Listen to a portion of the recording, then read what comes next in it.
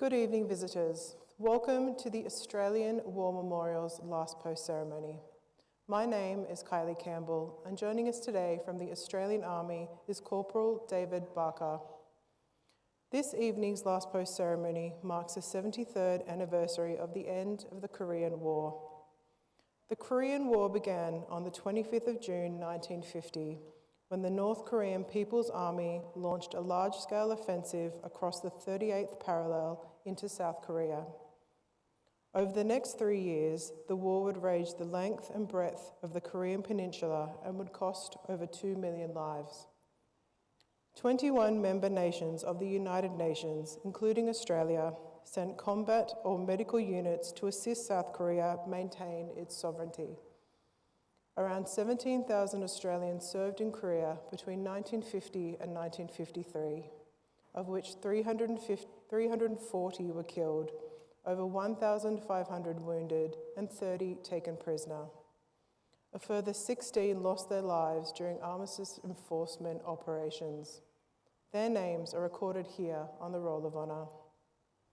2026 marks 125 years of dedicated service by the Australian Army and its predecessors. Today, we remember and pay tribute to Sergeant Harold Thomas Strange. This evening, we warmly welcome, representing the Air Force Association, Group Captain Alan George, retired. We welcome the veterans who have served, those that are still serving, and the families that love and support them. The live stream of this ceremony is made possible by the Returned and Services Leagues of Australia and the RSL and Services Clubs Association. We welcome members who are watching the broadcast of this ceremony across Australia. During this evening's ceremony, wreaths will be laid at the base of the pool of reflection by visitors to the memorial, students on behalf of Grace Christian School visiting from Glen Iris, Western Australia, and students on behalf of Ralston Public visiting from New South Wales. If you are able, please stand and join in singing the National Anthem.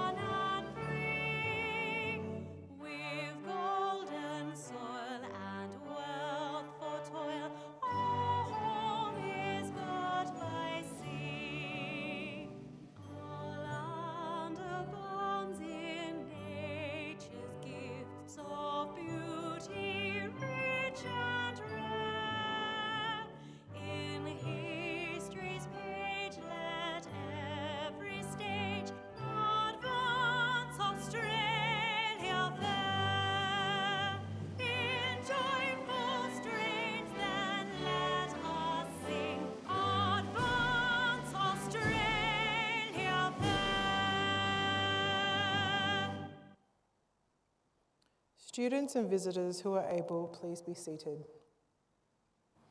The Australian War Memorial was the vision of Charles Bean, Australia's First World War official historian. Bean landed with the Australian troops on Gallipoli and stayed with them at the front through to the end of the war. The idea of this national memorial and museum came to him at Pozières, France, in the depths of the bloody fighting of 1916. Bean's idea was that this would be a place where families and friends could mourn loved ones buried in faraway places. It would also be a place that could help all Australians understand what these men and women had endured and what they had done for us. Bean's vision, to which we remain true, is best expressed as inscribed in the entrance to the memorial's galleries.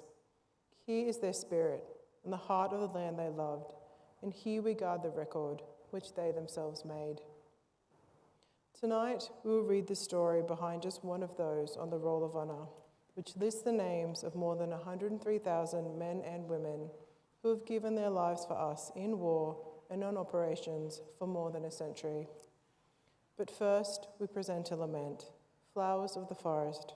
Wreaths and floral tributes will now be laid at the base of the pool of reflection.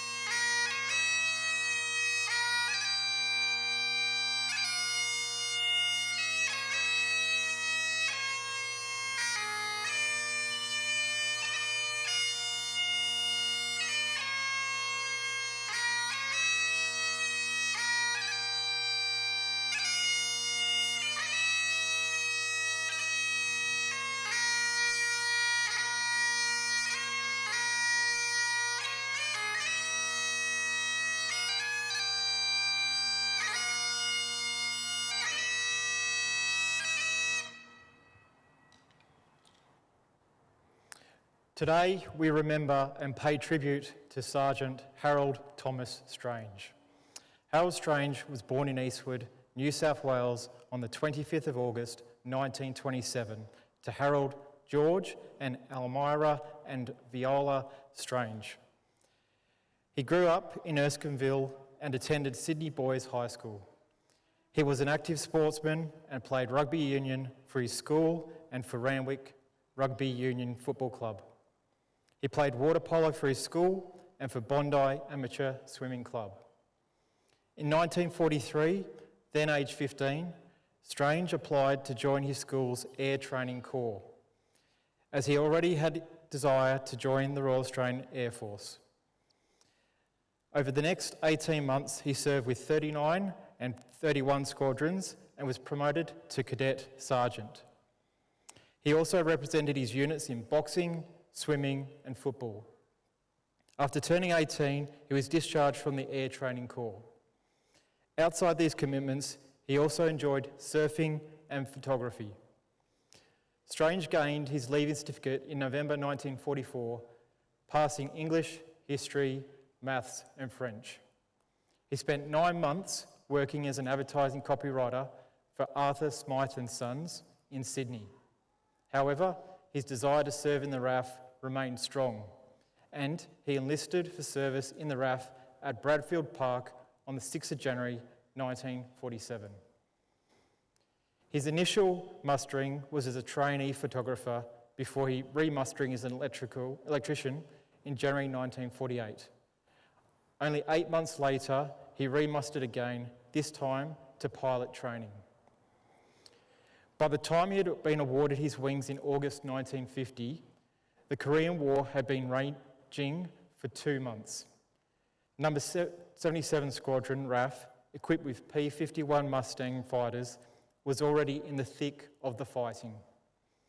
Of the 11 trainee pilots on his course, Strange finished second overall and was described as a good type of airman who must be considered for commissioning in the future. Strange was posted to number 3 Squadron at RAF Fairburn and in December was posted to a headquarters unit and was warned that he would be posted to number 77 Squadron in Korea. On the 23rd of February 1951, he emplaned for Sydney for Korea. He arrived in Seoul 2 days later and was taken on strength of number 77 Squadron. He flew numerous operations over the next few weeks. Then, on the 19th of March, he was tasked to fly as a wingman to Flight Lieutenant Lyle Claffer. They were ordered to conduct an armed reconnaissance flight of the road and rail network leading from Wonsan to Sancheon in North Korea. During the operation, the 2 pilots conducted a napalm strike on a North Korean town after coming under anti-aircraft fire. Strange's napalm canisters were hung up, and when they did release, they overshot the target and failed to explode. He reported to Claffer immediately after pulling out of his attack run that he had been hit and that his Mustang engine was losing oil pressure. Claffer told him to fly east out over the sea. The aircraft were just to the north of Wonsan at the time. Strange's aircraft began losing height over Wonsan Harbour and Claffer told him to bail out. He witnessed the canopy jettison from Strange's stricken Mustang, then saw 2 dark objects detach from it and plummet into the harbour. The Mustang then entered a vertical dive and hit the water around 2 miles from land. Claffer circled above the crash site for 15 minutes until a search and rescue helicopter arrived. The helicopter crew conducted an extensive search of the waters, locating a pair of gloves, a pair of pants, and a seat cushion from Strange's Mustang. Sadly, his body could not be found and he was listed as missing, presumed dead. Harold Strange was 23 years old.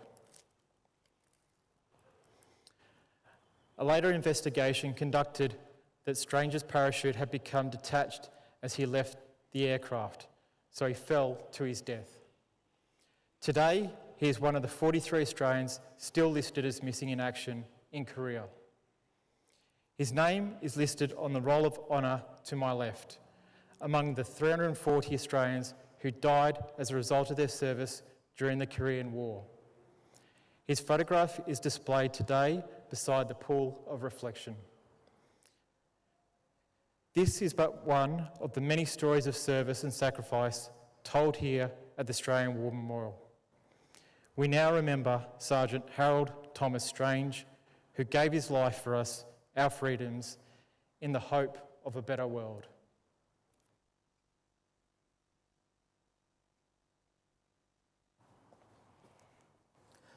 Please stand for the reading of the ode and the sounding of the last post.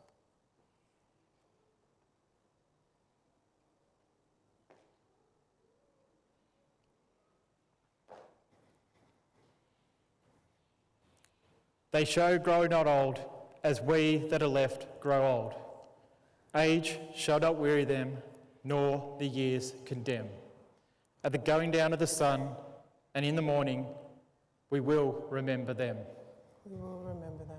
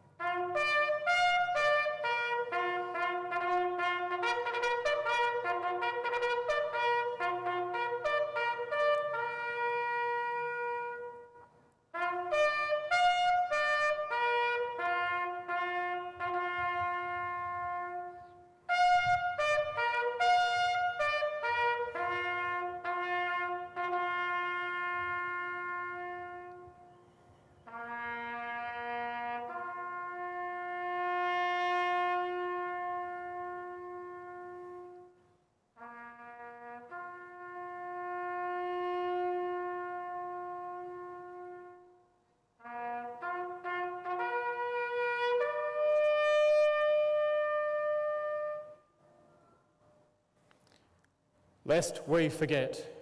Lest we forget.